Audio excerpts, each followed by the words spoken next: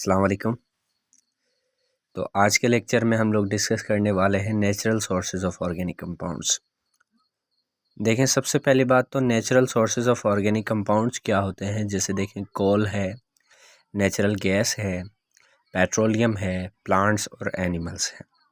ये हमारे पास different organic compounds हैं जो कि natural sources of organic compounds हैं।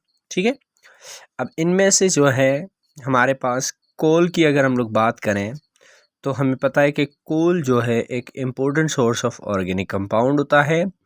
कोल के अंदर अगर हम लोग देखें तो कोल के अंदर different organic compounds different forms के अंदर पाए जाते हैं। जैसे गैस के अंदर पाए जाते हैं, गैस फॉर्म के अंदर, जैसे लिक्विड फॉर्म के अंदर पाए जाते हैं, और जैसे सॉलिड फॉर्म के अंदर पाए जाते हैं। अब देखिए, हमारे पास एक ऐसा कंपाउंड जो कि गैस की फॉर्म में है, that is coal gas. Liquid की फॉर्म में है, दैट इज़ कोल तार। और सॉलिड की फॉर्म में है, दैट इज़ कोक। अब सबसे पहली बात हमारे पास जो है coal gas organic compounds, different organic compounds देता है जिसको हम लोग यूज़ करते हैं एज फ्यूल की तरह इस्तेमाल करते हैं। और इसी तरीके से कोल तार है।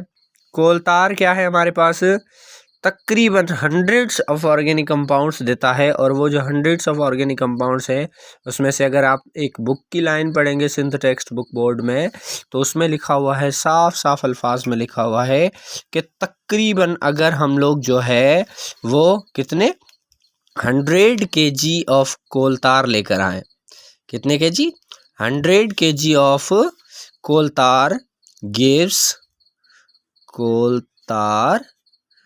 gives up to 1 to 2 kg of benzene।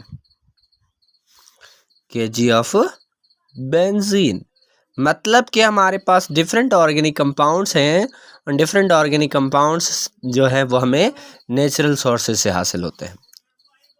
अब हमारे पास जो है जैसे कोल गैस की हमने बात की, या कोल तार की, या कोक की, तो इससे हम लोग डिफरेंट ऑर्गेनिक कंपाउंड्स हासिल करते हैं। और जो हासिल करने का मेथड है that is called fractional distillation method. उसके बाद दूसरे नंबर पर जो हमारे पास मेथड है यानी कि नेचुरल सोर्स है वो है कोल गैस।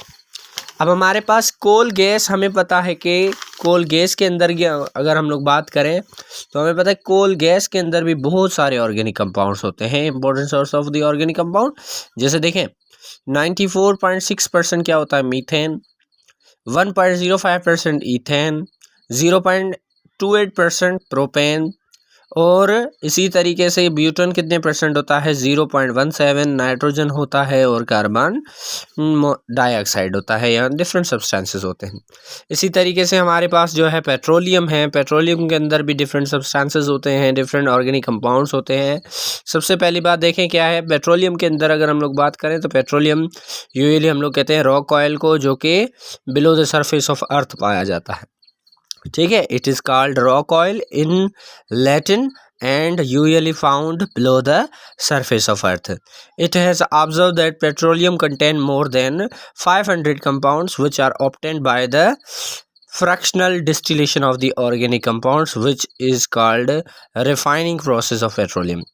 अब देखें, पेट्रोलियम जो है इसके अंदर अगर हम लोग बात करें तो हमारे पास फ्रैक्शनल डिस्टिलेशन के थ्रू हम लोग जो है पेट्रोलियम से डिफरेंट ऑर्गेनिक कंपाउंड्स जो है वो हासिल कर सकते हैं।